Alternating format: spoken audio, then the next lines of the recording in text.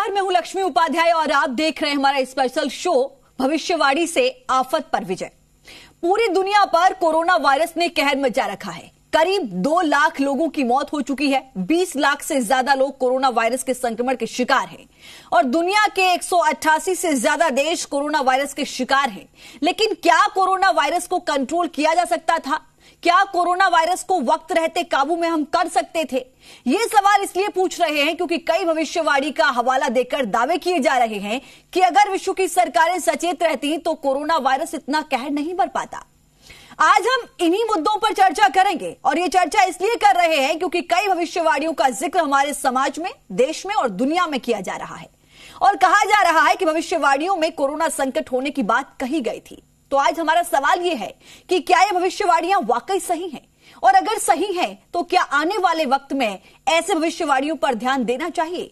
हम अपने खास मेहमानों से इस मुद्दे पर चर्चा करेंगे, लेकिन उससे पहले ये रिपोर्ट देखिए।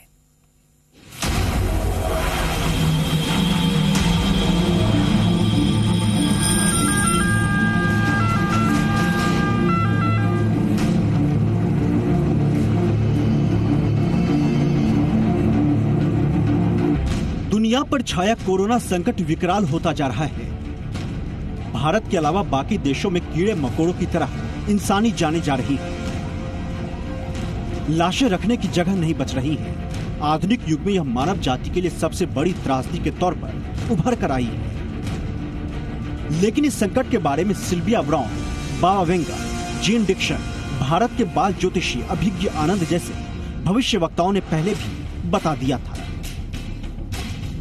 खास बात यह है कि भारत के सबसे प्रसिद्ध ग्रंथ रामचरितमानस में भी कोरोना के लक्षणों के जिक्र होने का दावा किया जा रहा है। तो कर्नाटक के रहने वाले अभिज्ञ आनंद के बारे में कहा जा रहा है कि इस बाल ज्योतिष ने कोरोना वायरस के बारे में पिछले साल के अगस्त में ही दुनिया को बता दिया था। वह विश्व के सबसे कम उम्र के ज्योतिषी हैं। अभिज्ञ और उनकी नन्ही बहन का 700 से ज्यादा वीडियो के साथ एक चैनल है। वहीं अमेरिका में जन्म लेने वाली सिल्विया सेलेस्टे ब्राउन, जो 1936 में अमेरिका की कैंसस सिटी मिसौरी में पैदा हुई थी, उन्होंने मानसिक विशेषज्ञ होने का दावा किया था। उन्होंने अपनी किताब end of days prediction and prophecies about the end of the world में भी इसका दावा किया है।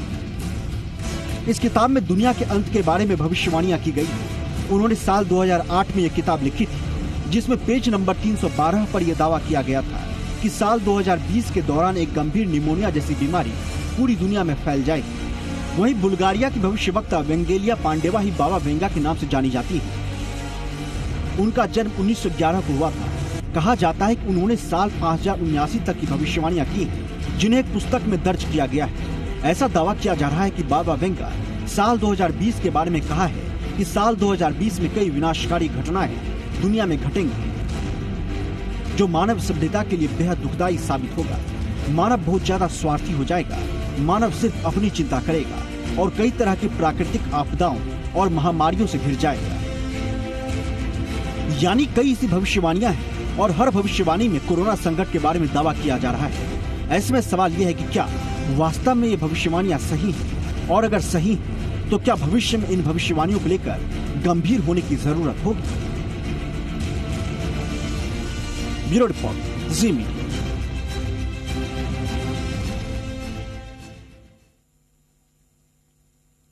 तो इस वक्त ये सोचना बहुत जरूरी है कि क्या आने वाले वक्त में हम ऐसी भविष्यवाणी पर ध्यान दें और उस पर विचार भी करना चाहिए। तमाम खास मेहमान इस वक्त हमारे साथ जुड़े हैं, जिनसे हम इसी विषय पर चर्चा करेंगे। पंडित संपूर्णानंद जी, ज्योतिषाचार्य, इस वक्त हमारे साथ जुड़े हुए हैं। सुमित रस्तोगी जी, ये भी ज्योतिषाचार्य हैं, इस वक्त हमारे साथ जुड़े हैं। पुनीत शर्मा जी हैं। मृत्युंजय ओझा जी भी इस वक्त हमारे साथ जुड़े हैं। आप सभी का इस कार्यक्रम में शामिल होने के लिए बहुत बहुत स्वागत। धन्यवाद। पंडित संपूर्णानंद जी, सबसे पहले मैं आपके पास आते हुए मैं उस बाल ज्योतिषी अभिज्ञ आनंद का जिक्र करूंगी, जिसकी भविष्यवाणी ये कहती थी 22 अगस्त 2019 में उसने इस बात का जिक्र किया था कि अप्रैल मई 2020 का बहुत ज्यादा ऐसा घातक समय होगा। 2019 के नवंबर से लेकर अप्रैल और मई 2020 तक एक ऐसा संकट आएगा जो पूरे विश्व पर आएगा और उससे निपटना बहुत मुश्किल होगा। क्या आपको लगता है कि ऐसी भविष्यवाणी पर अगर हम ध्यान दें और सरकारों को ध्यान देने की आवश्यकता है ताकि आने वाले भविष्य को हम संभाल सकते हैं? क्या अर्थ समझते हैं आप ऐसी भविष्यवाणी का? जी सबसे पहले तो मैं जी टीवी के दर्शकों को नमस्कार कह रहा हूं। देखिए, मैं ज्योतिषी हूं और हमने वाराही बृहत संहिता नाम के एक ग्रंथ का अध्ययन किया था। साथ ही साथ नारद संहिता का भी अध्ययन मैंने किया हुआ है, जो हमारे कोर्स के अंतर्गत था, जिसमें लिखा हुआ है कि जिस वर्ष का राजा शनि हो और वर्ष के अंत में कोई सूर्य ग्रहण लगता हो तो उस समय या तो भयंकर युद्ध होते हैं और या बहुत बड़ी महामारी फैलती है। पिछले साल 2019 का राजा शनि था और दिसंबर के महीने में एक सूर्य ग्रहण लगा था जी, जिसमें या तो महायुद्ध होता या बहुत बड़ी महामारी पनपती। इन दोनों का एक ही लक्ष्य होता है, विश्व में जन और धन की हानि करना। और ये तब तक कायम रहेगा जब तक कि दूसरा सूर्य ग्रहण हमारा नहीं आ जाता, जो 21 मई 2020 को आएगा। तो 21 दिसंबर 19 से 21 मई 2020 के 21 जून 2020 तक यह महामारी का समय होगा। इसमें जन धन की हानि होगी। सरकार भरपूर प्रयास करेंगे। यह विश्वव्यापी एक महामारी होगी, ऐसा बहुत पहले वाराही बृहत संहिता और नारद संहिता में वर्णन है, जिसके आधार पर पंचांग बनते हैं और हम राशि फल, दशा फल, देश का फल करते हैं। भारत जब हमारा आजाद हुआ था, जब हमारा संविधान लागू हुआ था 1950 26 जनवरी को, उस समय कर्क लगन में हमारी कुंडली बनी थी, जो वर्तमान समय के 7वें स्थान पर शनि और बृहस्पति गोचर कर रहे हैं जी। जो 7वां भाव होता है, तो यह भाव भी मारक होता है। अचानक कोई आपदा आकर ऐसा स्थान लेगी जो जन धन की हानि कराएगी, जनता में भय व्याप्त होगा। राजा, प्रशासनिक अधिकारी सभी इस व्यवस्था में संभालने का काम करेंगे। हमारे चिकित्सक अपने जान को हाथ पर रखकर जनता जनार्दन की सेवा में सन्मुख रहेंगे और प्रशासन के सारे तंत्र, चाहे वो छोटे वर्ग के हों और बड़े वर्ग के हों, उनके उद्यम से, उनके मेहनत से यह समस्या समाधानित हो जाती है। वैसे भी हमारे यहाँ कहा गया है जी। थे हार जाते थे विदेशी वैद्य वर्जिस रोग से, हम भस्म करते थे उसे बस भस्म के ही योग से। तो मुझे लगता है कि हमारे जो भी यहाँ महामनीष लोग बैठे हुए हैं, ये हमारे इस वर्तमान संकटों को दूर करेंगे। वैसे मैं कहना चाहूंगा कि राजा जो होता है हमारा, वह ईश्वर का प्रतिनिधित्व करता है जी। वह हमारा दूसरा राजा होता है जी। वह अपनी जनता पर दया की दृष्टि, समय समय पर जनता की रक्षा करना उसका कर्तव्य होता है। हमारे राजा माननीय प्रधानमंत्री श्री नरेंद्र मोदी जी ने सबसे पहले इसका सबक लेकर, जैसा तुलसीदास ने लिखा हुआ है अपने रामायण में, यह सत्य लिखा है, क्योंकि उन्होंने कई सारे वेद शास्त्रों का अध्ययन करके अपने आंतरिक विचारधाराओं से अपनी तपस्या के परिणाम स्वरूप उन्होंने लिखा था कि एक समय जब चमगादड़ों से उत्पन्न होने वाली इस तरह की बीमारी आएगी, तो उस समय सभी लोगों को एकांतवास, भगवान का प्रार्थना और अपने राजा के आज्ञाओं का पालन करना, चाहे वो शहर के स्तर के राजा हों, जिला के स्तर के राजा हों, प्रांत के स्तर के राजा हों या पूरे भारत देश के राजा हों, उनकी आज्ञाओं का पालन कर लेने से शायद ये कष्ट हमारे दूर हो जाए। चलिए सर, मैं आपके पास लौटती हूँ। सुमित रस्तोगी जी हमारे साथ जुड़े हुए हैं, सहमत हैं उन्होंने। ठीक है, संपूर्णानंद जी आपके पास मैं लौटती हूँ। सुमित रस्तोगी भी मेरे साथ जुड़े हैं। सुमित जी, आपकी क्या प्रतिक्रिया होगी सर? लगातार हम ऐसी भविष्यवाणियों को इस वक्त देख रहे हैं, सोशल मीडिया पर भी लोगों के तर्क आ रहे हैं कि बहुत जरूरी है कि अगर ऐसे कोई ज्योतिष जो भविष्यवाणी करते हैं भविष्य को लेकर देश के लिए या फिर दुनिया में किसी भी देश के लिए, तो उनको इग्नोर नहीं करना चाहिए। क्या जो इस वक्त हालात बने हैं देश में, अगर उन भविष्यवाणी को ध्यान में रखते हुए कोई प्री प्लान किया जाता, तो क्या इन हालातों पर हम काबू कर सकते थे, जैसा कि कई लोगों का ये तर्क है? इस पर आप क्या कहेंगे? जी बिल्कुल, हम इस पर, अगर हम इस भविष्यवाणी को पहले थोड़ा सा ध्यान रखते, तो जो माननीय हमारे नरेंद्र मोदी जी ने जो लॉकडाउन करा, वो 1 महीना पहले भी हो सकता था और उससे हमारे जो आज जो केसेस हुए हैं वो काफी कम होते। और इसमें मैं एक बात और भी बताना चाहूंगा कि जैसे अब राहु मिथुन राशि में गोचर कर रहा है, तो ये 2019 में 12 सितंबर को आ गया था और ये आद्रा नक्षत्र में गोचर कर रहा है। आद्रा नक्षत्र राहु का खुद का नक्षत्र है, जिसमें राहु बहुत बली रहता है। और राहु मिथुन राशि का मतलब है, कालपुरुष की मिथुन राशि संचार की राशि। तो जैसा कि हम देख भी रहे हैं कि जो कोरोना है ये ट्रांसमिटेड होता है एक व्यक्ति से दूसरे व्यक्ति में। तो बहुत तेजी से राहु अपना कार्य कर रहा है। सितंबर में आ गया था और नवंबर 17 में हम लोगों ने इसके पहले केस के बारे में इसकी जानकारी हमें मिली थी। ठीक है। और शनि इससे अष्टम चल रहा है। तो शनि को कहा गया है जो वैदिक ज्योतिष के अंदर प्रजा। तो प्रजा से षडाष्टक योग बना करके राहु इस समय पर रोग, वो भी रोग ऐसा जो राहु को देखा नहीं जा सकता, एक छाया ग्रह है। तो राहु अनडायग्नोजेबल ग्रहों को या अनट्रीटेबल ग्रहों को इंडिकेट करता है, प्रदर्शित करता है। इसी कारणवश पूरी दुनिया, पूरा संसार जो है इसके प्रकोप से भयभीत है। और इसके अंदर मैं एक बात और बताना चाहूंगा कि मिथुन राशि वायु राशि है। तो जैसे कि अगर इसका वैज्ञानिक दृष्टिकोण हम लोग समझें तो जैसे कि अब ये बताया जा रहा है डॉक्टर्स के द्वारा, मेडिकल टीम्स के द्वारा कि ये खांसने से, छींकने से इसके म्यूकस एयर में आ जाते हैं और वो दूसरा व्यक्ति संक्रमित हो जाता है। तो वायु राशि में राहु बहुत उच्च का है, पूरी स्ट्रेंथ से बैठा हुआ है, पूरी ताकत से बैठा हुआ है। तो हम इस बात से बिल्कुल भी इनकार नहीं कर सकते कि ये जो बीमारी है या महामारी है ये राहु की देन है। अब इस पे प्रश्न हमारे पास ये आ रहा है कि ये राहु आखिर रहेगा कब तक। तो राहु तो रहेगा देखिए 23 सितंबर 2020 तक मिथुन राशि। लेकिन इसका प्रभाव जो है वो मृगशिरा में इसके आने के पश्चात कम होना शुरू हो जाएगा। मृगशिरा में ये 20 मई को, आगामी 20 मई को आने वाला है। ऐसा समझता हूं कि राहु मृगशिरा में प्रवेश करेगा तो इसकी जो इंटेंसिटी है, जैसे कि अभी हम देख रहे हैं कि केसेस बढ़ते चले जा रहे हैं या केसेस जो हैं वो कम नहीं हो रहे, तो कहीं ना कहीं वो इस पर रोक लगाएगा। आपके कहने का मतलब है कि 20 मई तक, 20 मई का वो दिन होगा जिसके बाद हम ये कह सकेंगे कि बहुत तेजी से कंट्रोल होगा कोरोना वायरस, अकॉर्डिंग टू ज्योतिषाचार्य, अकॉर्डिंग टू ग्रह के। जी, उसके अंदर वो कमजोरी आना शुरू हो गया। और इसके साथ साथ क्या है कि मई में काफी सारे ग्रहों का परिवर्तन हो रहा है। ठीक है। जैसे कि 11 तारीख से शनि वक्री हो रहा है, 14 तारीख से बृहस्पति भी वक्री होकर के धनु राशि में जा रहे हैं। और इसके साथ साथ 4 मई को मंगल भी मकर राशि को छोड़ रहा है और कुंभ राशि में जा रहा है। तो कई सारी ग्रहों की स्थितियां ऐसी हो रही हैं कि मैं ऐसा मानता हूं कि 20 मई से थोड़ी सी स्टेबिलिटी आना शुरू होगी, जो कि 30th ऑफ जून तक जाते जाते इसमें काफी हम कंट्रोल देखेंगे। मैं ये नहीं कहता कि ये खत्म हो जाएगी, लेकिन कंट्रोल हम इसमें जरूर देखेंगे आगामी समय में 30 जून तक।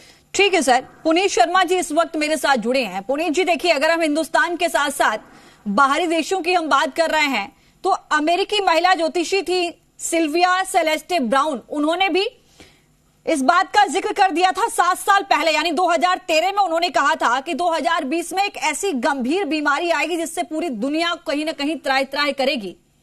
क्या आपको लगता है कि सिर्फ हिंदुस्तान ही नहीं, बाकी देशों ने भी वहां के भविष्यवाणियों को इग्नोर किया, जिसका नतीजा हम आप देख रहे हैं?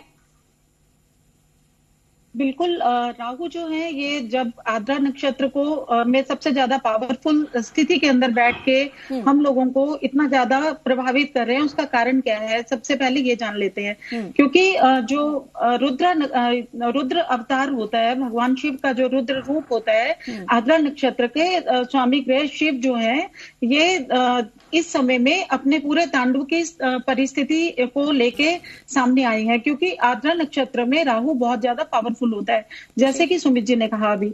और वायु राशि में, बुध की राशि में, क्योंकि बुध संचार की राशि है, जितना ज्यादा कम्युनिकेशन के थ्रू ये डिजीज जो है जल्दी जल्दी फैल रही है, उसके डिस्पोजिटर जो है बुध ग्रह जो है, आज ही उन्होंने राशि परिवर्तन करा है और वो मेष राशि के उच्च के सूर्य के साथ आकर बैठ गए हैं, जो कि एक स्कून की उनकी पोजीशन है।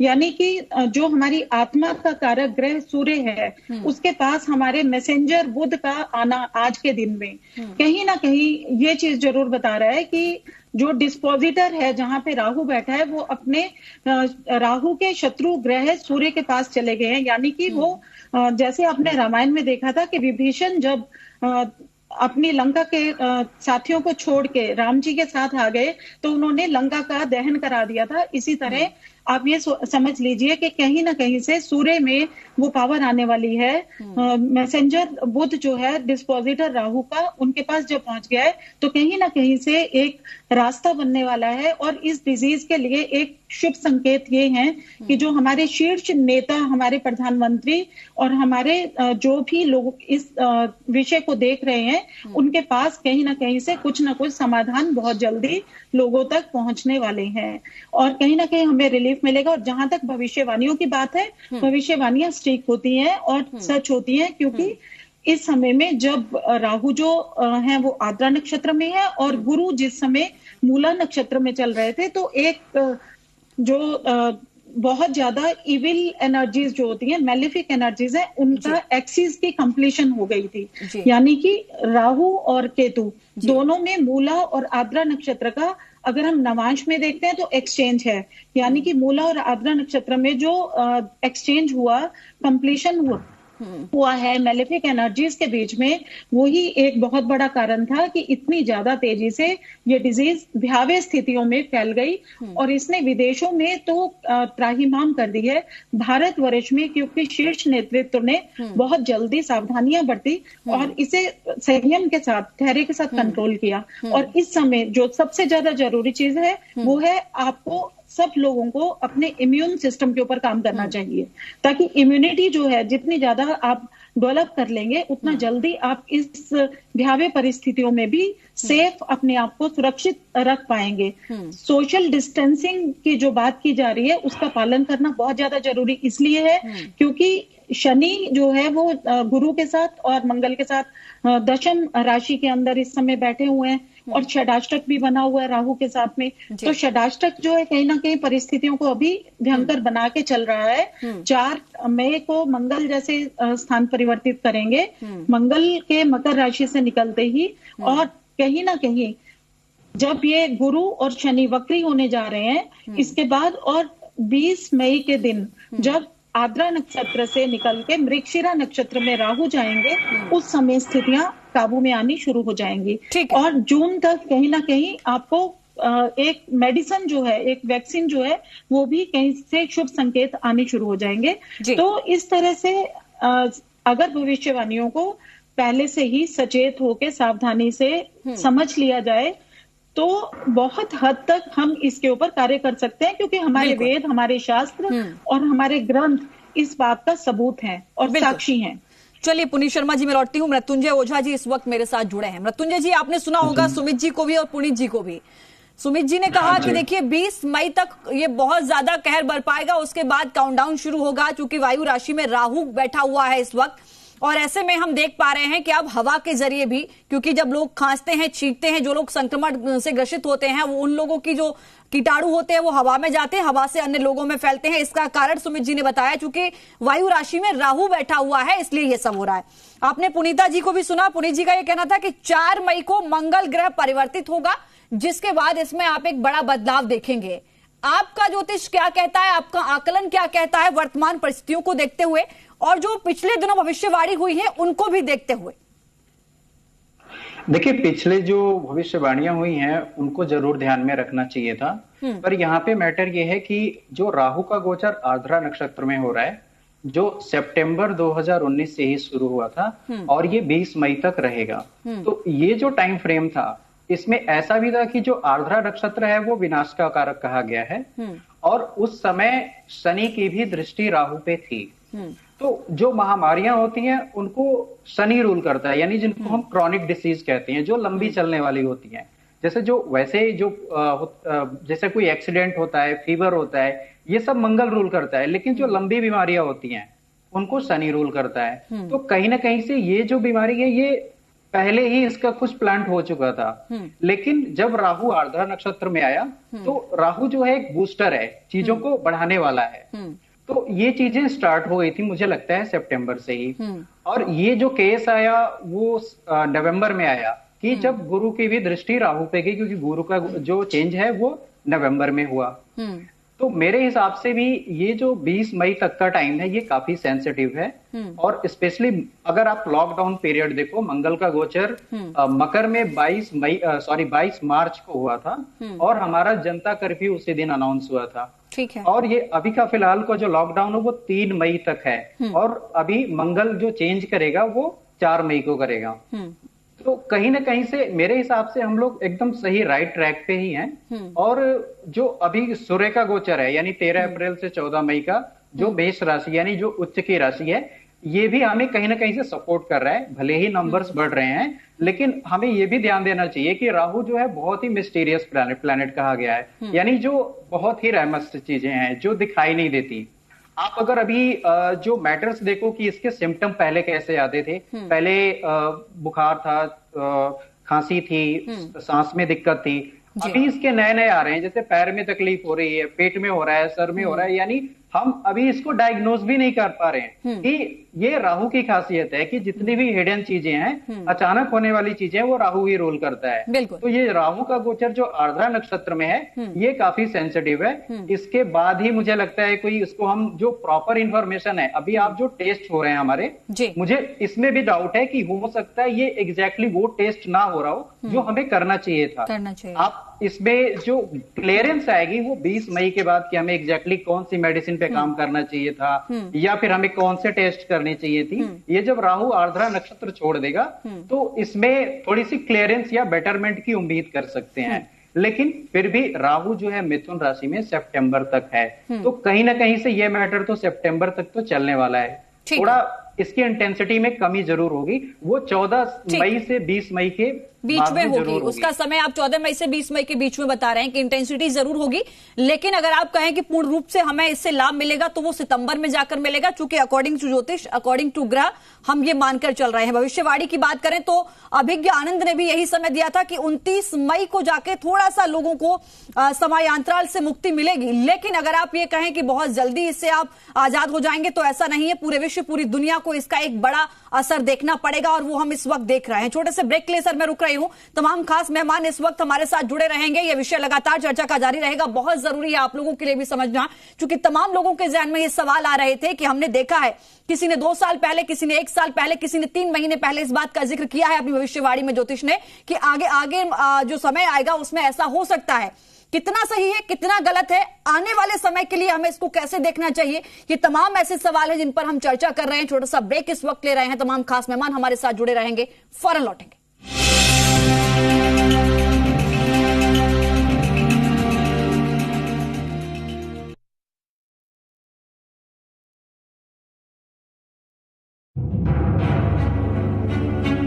इंडिया सलाम करता है देश के उन जांबाजों को जो मुश्किल घड़ी में देश का हाथ थामे हैं, सीमा पर नहीं सीमा में रहकर कोरोना से लड़ रहे हैं। आइए आप और हम मिलकर देश के नए रक्षक doctors, nurses, paramedical staff, police और बैंक कर्मियों को आशीर्वाद दें ताकि इनकी लंबी उम्र देश की लंबी उम्र बन जाए।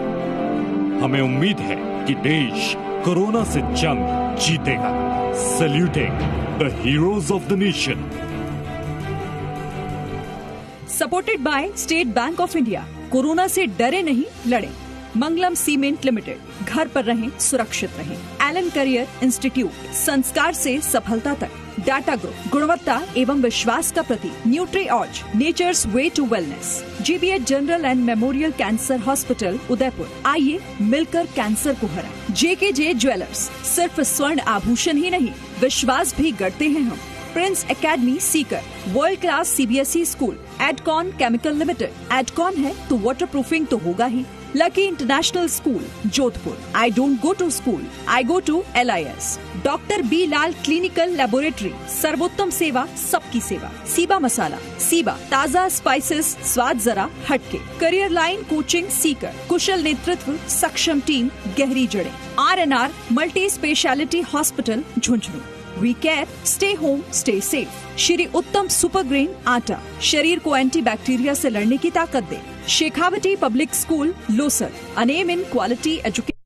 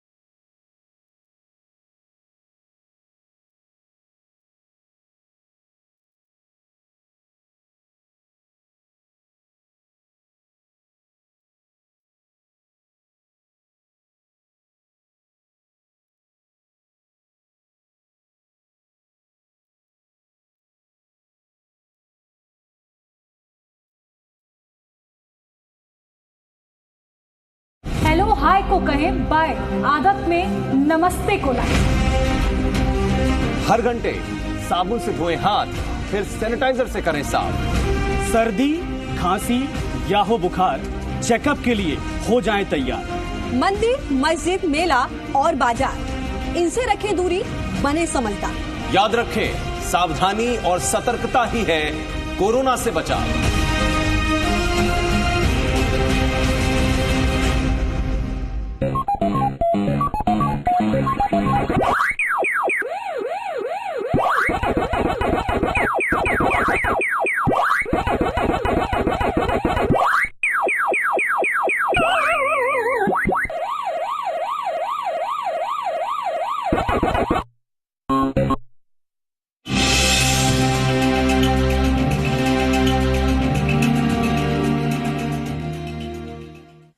ब्रेक के बाद एक बार फिर से आप सभी का स्वागत है। तमाम खास मेहमान इस वक्त हमारे साथ जुड़े हुए हैं। स्पेशल शो आप हमारा देख रहे हैं। आफत पर भविष्यवाणी से विजय हम कैसे पा सकते हैं, आज इसी पर हम चर्चा कर रहे हैं। पंडित संपूर्णानंद जी, एक बार फिर से मैं आपके पास आते हुए, आपने कहा था तुलसीदास और रामचरितमानस का जिक्र सर आपने किया था।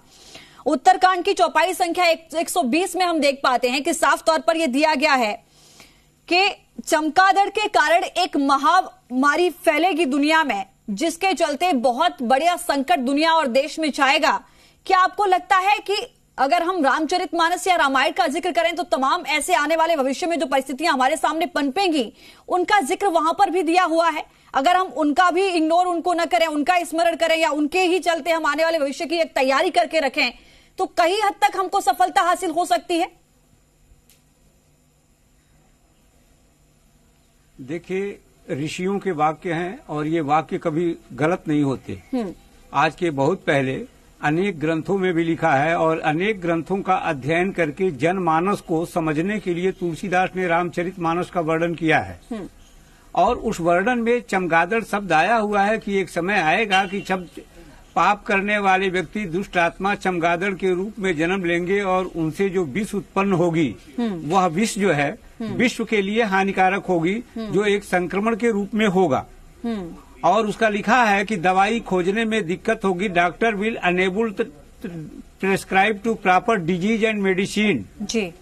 तो एक ऐसा योग है, लेकिन उसमें ये लिखा हुआ है कि व्यक्ति अगर समाधि अर्थात एकांतवास में हो और दूरी बनाकर सबसे रहे, बाहर न निकले, छुआछूत से बचे, तो इस बीमारी पर भगवान की कृपा से आदमी बच सकता है। क्योंकि देखिए, हमने वाराही बृहत संहिता का जो अध्ययन किया था, जिस पर पंचांग बनाते हैं, उसमें लिखा है कि जब शनि, मंगल और बृहस्पति मकर राशि में आते हैं तो उस समय एक बीमारी पैदा होती है जिसको संस्कृत में कहते हैं प्रतिसर्यात जायते कासः, कासात जायते क्षयः, क्षयाय जायते दौर्बल्यम और दौर्बल्यम मृत्यु कारणम। कि मतलब इसमें एक ऐसा वायरस उत्पन्न होता है जिसमें आदमी को छींक और खांसी बार बार आती है। और बृहस्पति कफ कारक ग्रह है, जो कफ में, फेफड़े में कफ उत्पन्न कर देता है और श्वास की नलियां जो हैं दूषित हो जाती है या घायल हो जाती है और उससे शरीर में क्षीणता आती है और वह क्षीणता मानव जीवन के आयु को खत्म कर देता है।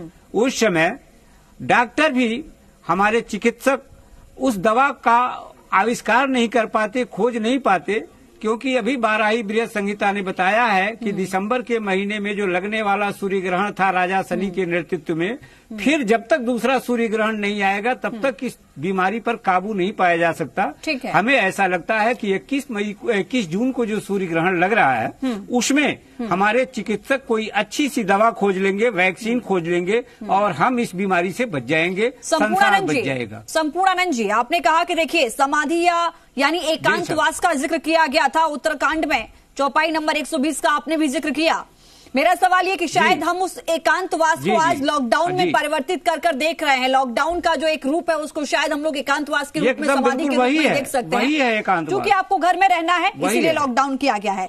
लेकिन सर, इस बीच मेरा सवाल ये है कि कई लोग ऐसे हैं जो कोरोना वॉरियर्स हैं, जो समाधि, एकांतवास या स्टे होम, स्टे सेफ नहीं रह सकते हैं, उनको घर से बाहर निकलना पड़ेगा। ऐसे में उनके लिए ज्योतिष क्या उपाय बता सकता है इस वक्त, ताकि वो इस महामारी से बच सके और उसको उपाय को कर सके?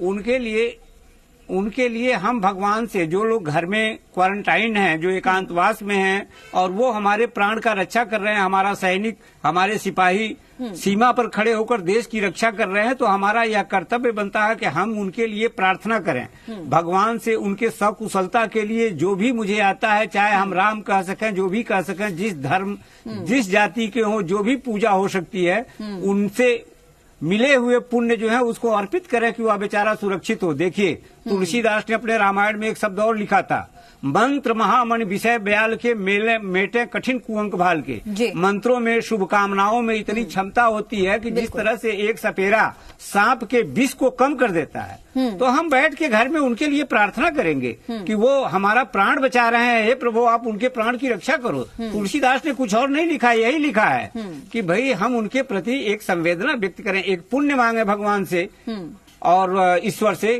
कि वो जहाँ भी हो सुरक्षित हो, हमारी रक्षा कर रहे हैं, हमारे भी पुण्य और हमारे भी आशीर्वाद उनको लग जाएं।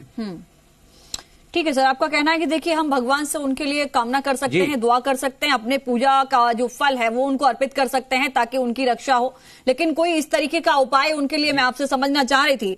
पंडित सुमित रस्तोगी जी इस वक्त हमारे साथ जुड़े हुए हैं। सुमित रस्तोगी जी, बेहद महत्वपूर्ण सवाल ये हो जाता है, देखिए कि चाहे हम उत्तरकांड की बात करें, चरितमानस की बात कर लें, चाहे हम रामायण की बात कर लें, चाहे हम भविष्यवक्ताओं की बात कर लें, सवाल ये कि क्या आपको अब लगता है कि इस दुनिया की महामारी के बाद बहुत जरूरी है कि सभी देशों की सरकारों को, राज्यों की सरकारों को बहुत जरूरी है कि इन भविष्यवाणियों को गंभीरता से लेना चाहिए, इन पर ध्यान देना चाहिए, इनको ऐसे ही इग्नोर नहीं करना चाहिए? कहीं ना कहीं इनका एक ताल्लुक आकर जुड़ता है हमारे भविष्य से।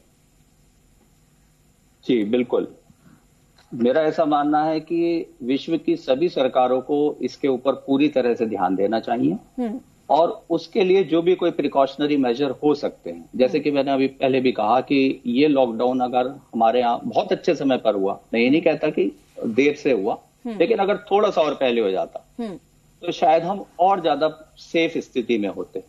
तो मेरा ऐसा मानना है कि विश्व की सभी सरकारों को इसके ऊपर ध्यान देना चाहिए और बल्कि मैं तो ये भी कहूंगा कि जैसे हमारे यहाँ वैदिक ग्रंथ हैं, रामचरितमानस की जैसे बात हुई पंडित जी कर रहे थे, तो कुछ योग्य ब्राह्मणों को, ज्योतिषों को ये कार्य भी सौंपना चाहिए कि वो उनको डिकोड करें, क्योंकि रामचरितमानस में या शिव पुराण में या हमारे किसी भी ग्रंथ में कोई भी चीज बिल्कुल क्लियर नहीं लिखी हुई, उसको डिकोडेड करना पड़ता है। वो ऋषियों की वाणी है, बिल्कुल वो ऐसा नहीं है कि एक आम जन उसको पढ़ ले और उसके बाद समझ ले।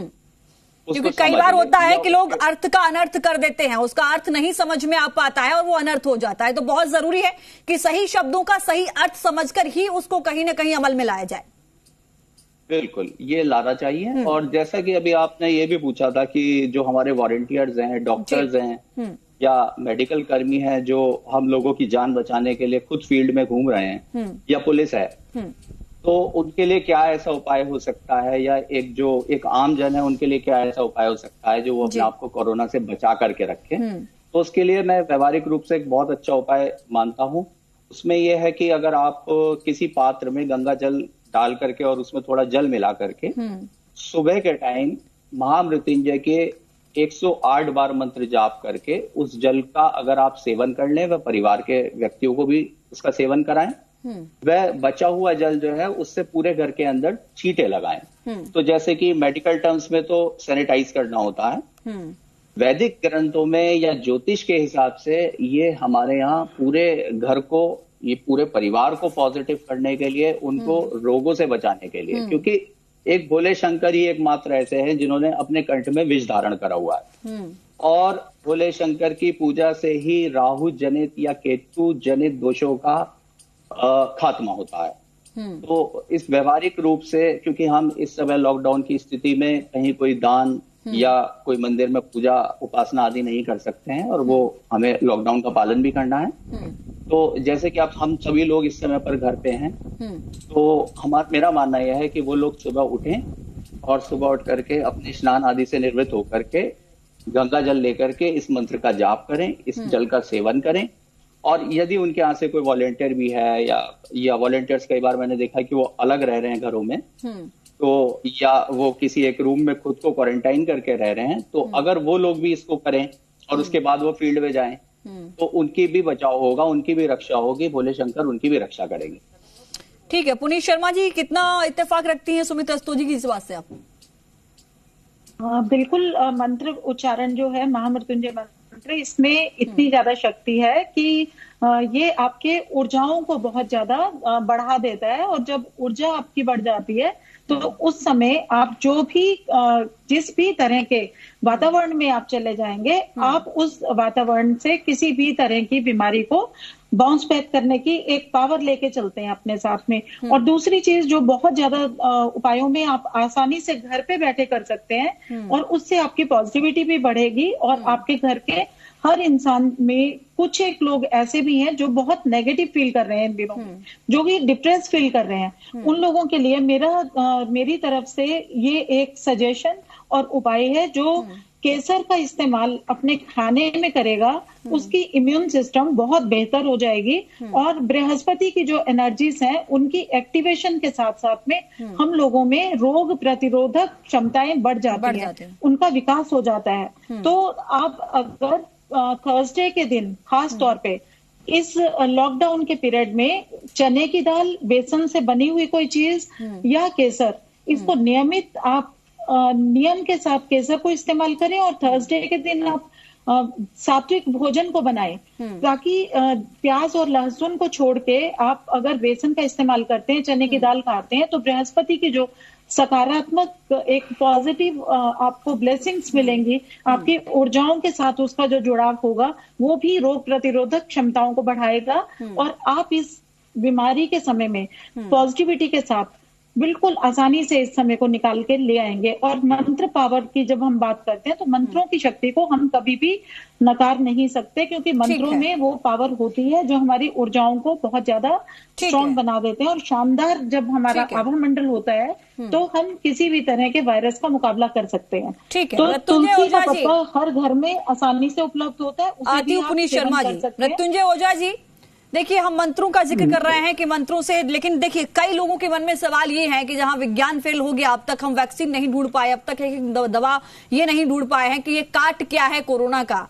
ऐसे में अगर हम ये कहें कि हम मंत्रों का सहारा लेकर इस कोरोना की काट निकाल सकते हैं क्योंकि ज्योतिष कहता है, क्या ये सही होगा आज के दौर में? जी, जैसा सुमित जी ने बताया और मैडम ने भी बताया कि सुमित जी ने बताया महामृत्युंजय मंत्र का जप करने के लिए डेफिनेटली वो काफी अच्छा मंत्र है, स्पेशली वो हमारे हेल्थ के लिए, स्वास्थ्य के लिए है।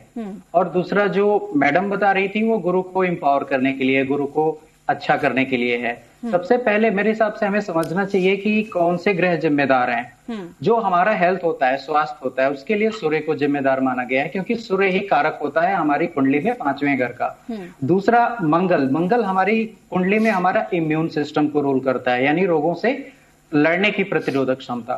तो सबसे पहले तो जो उपाय है वो मेरे हिसाब से सूर्य के लिए क्या उपाय किए जा सकते हैं, वो सबसे पहले कि हमें सनलाइट में मॉर्निंग के टाइम कम से कम 5 से 10 मिनट, या तो हम सूर्य भगवान को जल चढ़ा सकते हैं, या नहीं भी कर सकते तो 5 से 10 मिनट सनलाइट में हम खड़े हो सकते हैं। दूसरा उपाय सूर्य के लिए हम खाने का दान कर सकते हैं। जैसे हम देख रहे हैं कि बहुत सारे हमारे मजदूर वर्ग या और भी लोग परेशान है, या आपके आसपास लोग परेशान है, या कोई अगर आप बाहर नहीं निकल सकते तो किसी ऐसे एनजीओ वगैरह को आप पैसे का दान कर सकते हो जो खाने से मदद कर रहे हैं लोगों की। तीसरा क्या है कि शनि की नकारात्मक जो ऊर्जा है उससे बचने की कोशिश करना है। उसके लिए है डिसिप्लिन जी। शनि के लिए हम मेडिसिन का भी दान कर सकते हैं। हम खुद नहीं कर सकते तो हम जैसे पीएम केयर फंड है या और भी जो एनजीओ वगैरह हैं वहां पे हम दान कर सकते हैं, जिससे हम मेडिसिन का दान कर सकें। तीसरा क्या है मंगल के लिए हम योगा कर सकते हैं, वर्कआउट कर सकते हैं, थोड़ी पॉजिटिव सोच रख सकते हैं, या हम हनुमान चालीसा यानी थोड़ा हनुमान जी की पूजा कर सकते हैं। और या हनुमान चालीसा या जो भी मंत्र हनुमान जी का आता हो आपको, जैसे कोई छोटा मोटा मंत्र भी आप कर सकते हो, या फिर अगर बड़े मंत्र करने हैं ये बॉडी में पॉजिटिविटी के लिए हो सकता है, हम इसको इग्नोर नहीं कर सकते। ठीक है, पूजा पाठ कभी भी व्यर्थ नहीं जाता, उसकी एक सकारात्मक एनर्जी आपको मिलती है, हम इस बात को मानते हैं। लेकिन सवाल ये है कि क्या ये सब ही इसका इलाज हो सकता है? इसके अदरवाइज अगर हम जाकर कुछ और बेहतर सोचने की बात करें भविष्य के लिए, तो क्या और हमें सोचना होगा? क्योंकि अब तक का भविष्य तो हमें समझ में आता है कि लोगों ने कहा, तमाम भविष्यकर्ता ऐसे थे जिन्होंने बताया कि 2020 में इस तरीके की परिस्थिति भारत या फिर दुनिया के सामने उत्पन्न होगी। इसके आगे की परिस्थिति जो भी उन्होंने कही है, क्या अब बहुत सीरियसली हमें उसको लेना चाहिए? क्योंकि जाहिर है कि यहां तक हम इस बात पर गौर कर पा रहे हैं कि जो कहा गया वो सत्य हमारे सामने आकर खड़ा है। जी बिल्कुल, इन सब चीजों को ध्यान में रख के उस अकॉर्डिंग हमें प्लान करना चाहिए। हमारी सरकार को उस हिसाब से प्लान करना चाहिए, वो चीजें दिमाग में रख के थोड़ी सतर्कता रखनी चाहिए। लेकिन यहाँ पे बात ये होती है कि आप देखो, जब ये राहु का गोचर सितंबर में हुआ था, उसके बाद बहुत सारी अफवाहें भी फैली। जैसे हमने देखा सीए का विरोध हुआ, तो राहु के पास शनि की शक्ति थी। जनता जब राहु को सपोर्ट कर रही है तो सरकार भी बहुत कुछ नहीं कर पाती। या अगर हम लॉकडाउन की बात करें, अगर ये डिसीजन पहले ले लेते तो भी हो सकता है कि सरकार का विरोध होता। तो जब तक शनि का पावर राहु के साथ था तब तक हम ज्यादा कुछ कर भी नहीं सकते थे। हाँ, इसमें यही है कि जो हमारा धैर्य है, पेशेंस है, वही काम आएगा अभी हाल फिलहाल तो। ताकि हम डिसिप्लिन फॉलो करें और 20 मई तक थोड़ा धैर्य रखें। उसके बाद कोई ना कोई रास्ता, जैसे मैंने पहले भी बताया, वो निकलना ही निकलना है। संपूर्णानंद जी, एक चीज जो सबसे निकलकर सामने आई वो ये कि ज्योतिषाचार्य को अगर हम ध्यान में रखते तो शायद कोरोना के कोहराम से हम बच सकते थे, क्योंकि सबकी ओवरऑल जो प्रतिक्रिया हमने सुनी उसका एक जो कंक्लूजन निकल कर आया वो यही है कि हमको इग्नोर नहीं करना चाहिए था। कहीं ना कहीं ग्रहों की जो टेढ़ी चाल है वही हिंदुस्तान और पूरी दुनिया में बवाल इस वक्त मचा रही है कोरोना के कहर का। देखिए, ये तो बहुत पहले लिखा हुआ है कि होई है सोई जो राम रचि राखा, अब का करी तरक बढ़ावे शाखा। विपत्तियों का, शत्रुओं का काम है आना, लेकिन ये लिखा हुआ है आयु रक्षणे मंत्रार्था औषधिश्च। आयु की रक्षा के लिए मंत्र और औषधियों का प्रयोग होना जरूरी है। औषधियों का प्रयोग हमारी सरकार अपने योग्य डॉक्टरों के द्वारा कर रही है। हम सभी लोगों को चाहिए कि जो लोग हमारी सेवा कर रहे हैं उनकी रक्षा के लिए हम लोग अपने मंत्रों का प्रयोग करें। जैसे महामृत्युंजय मंत्र है, जैसे गायत्री मंत्र है। यह सभी प्रकार के विपत्तियों को, वायुमंडल में बैठे हुए दूषित पदार्थों को जो वायरस बनकर हमारे जीवों और हमारे शरीर को नष्ट करते हैं, उनको समाप्त कर देते हैं। वैसे यह एक संकट का समय है। हम सभी लोगों को एकजुट होकर इस संकट से लड़ने के लिए अपने राजा, अपने प्रशासन और हमारे जो वॉरियर्स, जो बहादुर लड़ाके हमारी रक्षा कर रहे हैं और जो हमारे चिकित्सक वर्ग हैं, उन पर हम अपना ध्यान टिकाएं, उनके मार्गों, उन्हीं के कहे हुए मार्ग पर चलें और संभवतः हम इस बीमारी से जीत जाएंगे। क्योंकि जो महामारी होती है वह एक ऐसे युद्ध के बराबर होती है जो अपना पराया न समझकर धन और जन की हानि ही उसका लक्ष्य होता है। तो इस लक्ष्य में अगर हम सभी देशवासी, सभी लोग, चाहे जिसका जिस तरह का कार्य है, एकांतवास में रहते हुए अपने कार्यों का निष्पादन करें, अपने सरकार की सहायता करें, अपने राजा की प्रार्थना करें, उनकी मदद करें, उनकी हाँ में हाँ मिलाकर उन्हीं के आदेश माने, ये बीमारी अपने आप भाग जाएगी। ठीक है। संपूर्णानंद सर्वे भवन्तु सुखिनः, सर्वे सन्तु निरामयाः। संपूर्णानंद जी, एक चीज समझाइए सर, कहीं ना कहीं आपकी जो बातें मैंने सुनी उनसे कहीं ना कहीं एक निष्कर्ष निकला है कि ग्रहों का जो आक्रोश है वो एक बरप रहा है, उसकी वजह से हम ये देख रहे हैं। इसको शांत करने के लिए क्या कुछ ऐसे प्रावधान हो सकते हैं? क्योंकि कई बार ये कहा जाता है कि अगर व्यक्ति दान पुण्य करता है तो ग्रहों को बहुत जल्दी हम शांत कर सकते हैं। अक्सर आपने देखा होगा कि किसी ज्योतिषाचार्य से भी अगर हम पूछते हैं कि सर बहुत बुरा वक्त चल रहा है, तो लोग कहते हैं कि आप एक काम करिए, ये चीज दान कर दीजिए, आपको लाभ मिलेगा। इस वक्त में, इस संकट की घड़ी में, जब देश इस महामारी से जूझ रहा है, ऐसे में जो जरूरतमंद है, जो गरीब है, बेसहारा है, निशक्त है, जो लोग इस बात के लिए तरस रहे हैं कि उनको 2 वक्त की रोटी कैसे मिले, क्या उन लोगों के लिए कुछ दान किया जाए, कुछ पुण्य किया जाए, कुछ ऐसे काम किए जाए जिससे कि इस वक्त जो ग्रहों का आक्रोश है वो शांत हो पाए? ऐसा कुछ होगा क्या इस वक्त में? जी मैम, जी मैं बता रहा हूँ जी। बेसन के लड्डू खाने से अपने प्राण तो बच जाएंगे, लेकिन हम इस पृथ्वी पर आए हुए हैं लोगों के प्राण बचाने के लिए। हमारे कमाई में जो भी बचता है, हम जो भी आज माल नहीं जा पाते, कहीं नहीं जा पाते, जो धन बचता है, जिनको हम अपने भौतिकता में खर्च करते हैं जी, आज उस धन को संग्रहित करके हम अपने राजा को दें। हम स्वयं जहां गरीबों की बस्तियां हैं जो खाने के बगैर मर रहे हैं, उन्हें भोजन पहुंचाएं और उनके प्राण की रक्षा करें।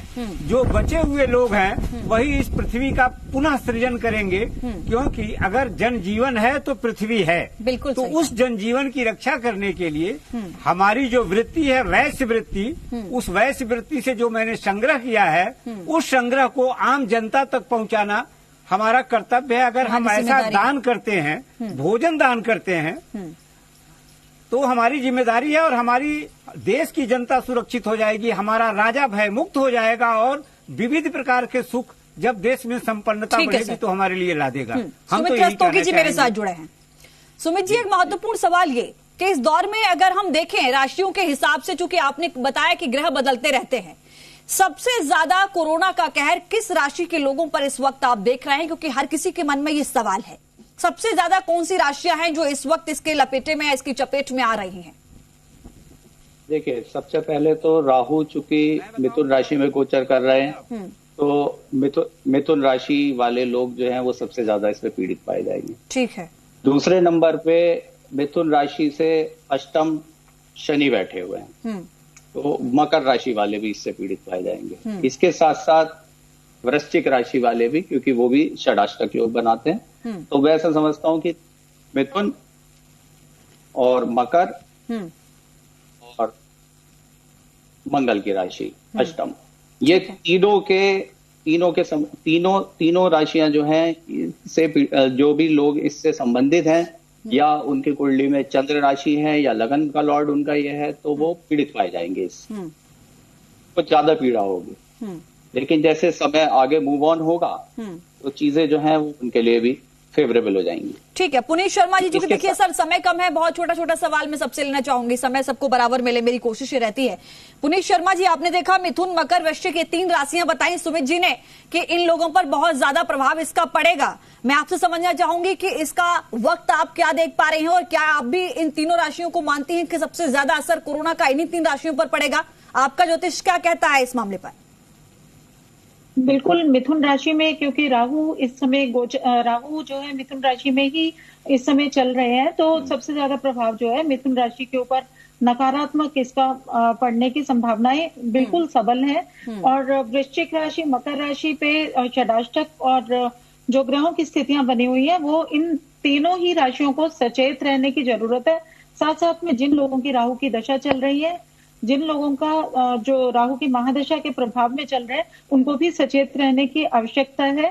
और साथ साथ में अगर हम समय की बात करते हैं तो 22 सितंबर 2020 तक का जो समय रहेगा उसमें सावधानियों की बिल्कुल आवश्यकता है। इस समय हमें देश, जाति और सब चीजों से ऊपर उठ के मानवता के लिए कार्य करने हैं। जितना ज्यादा हम अपने आप को इवॉल्व कर पाएंगे, मानवता के बारे में सोच पाएंगे, उतना ही जल्दी हम अपने देश के हित में और अपने परिवार के हित में निर्णय ले पाएंगे। और सावधानी सबसे ज्यादा जरूरी है। सोशल डिस्टेंसिंग के साथ साथ में जितना ज्यादा हम अपने आप को स्वच्छ रख सकें, हाइजीन का ध्यान दे पाए, हाथ धो पाए, ये सब चीजों का ध्यान रखने से ही हम अपने पूरे समाज के प्रति अपने दायित्व को निभाएंगे। तो हमें ध्यान रखना है, क्योंकि कुछ राशियों के लिए, जिनके लिए ये सेंसिटिविटी बढ़ी हुई है, जिनको खांसी जुकाम ज्यादा रहता है, जो पहले से ही बीमार हैं, जो वृद्ध हैं, जो छोटे बच्चे हैं, उनको और ज्यादा सचेत रहना है, क्योंकि उनकी रोग प्रतिरोध जी मृत्युंजय जी मेरे साथ जुड़े हुए थोड़ी सी कम है, तो उनके लिए हम सभी लोगों को थोड़ा सा सहयोग भी देना है। परिवार में रह के हमें उनको इन चीजों से ज्यादा एक्सपोज होने से बचाने के लिए एजुकेट भी करना है। और जितना ज्यादा समाज की बात है, समाज को भी जितना ज्यादा हम एजुकेट करें सोशल मीडिया के थ्रू कैसे भी, और र्यूमर्स को जितना कम से कम स्प्रेड करें, अच्छी बातों को ही हम फैलाएं, पॉजिटिविटी को बनाए रखने के लिए, वही मेरी तरफ से सब लोगों को आगे। ठीक है मृत्युंजय जी, फाइनल कमेंट सर आपका भी चाहूंगी मैं इस पूरे मामले पर, क्या कुछ कहेंगे आप? जी, जैसा सुमित जी ने बताया कि मिथुन, मकर और वृश्चिक राशियों के लोगों को सतर्क रहना चाहिए। मैं इसमें थोड़े अपने पॉइंट ऐड करूंगा कि प्रभावित वही लोग हो रहे हैं जिनका इम्यून सिस्टम वीक है। इम्यून सिस्टम मंगल रूल करता है, और मंगल कमजोर किन राशियों में होता है? वो होती है जल तत्व, यानी कर्क, वृश्चिक और मीन।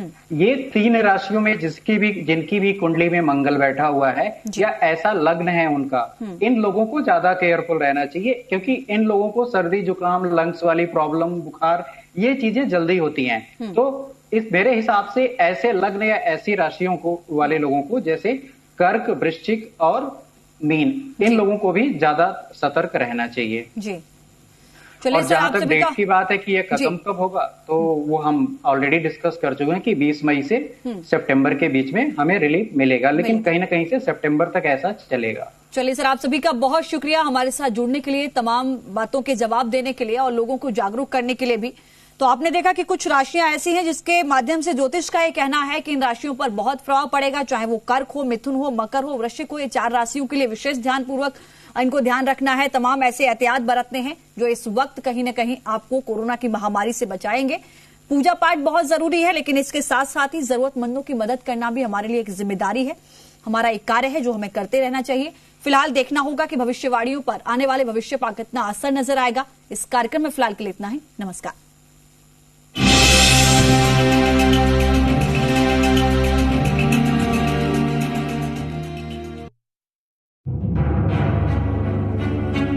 इंडिया सलाम करता है देश के उन जांबाजों को जो मुश्किल घड़ी में देश का हाथ थामे हैं, सीमा पर नहीं सीमा में रहकर कोरोना से लड़ रहे हैं। आइए आप और हम मिलकर देश के नए रक्षक doctors, nurses, paramedical staff, police और बैंक कर्मियों को आशीर्वाद दें, ताकि इनकी लंबी उम्र देश की लंबी उम्र बन जाए।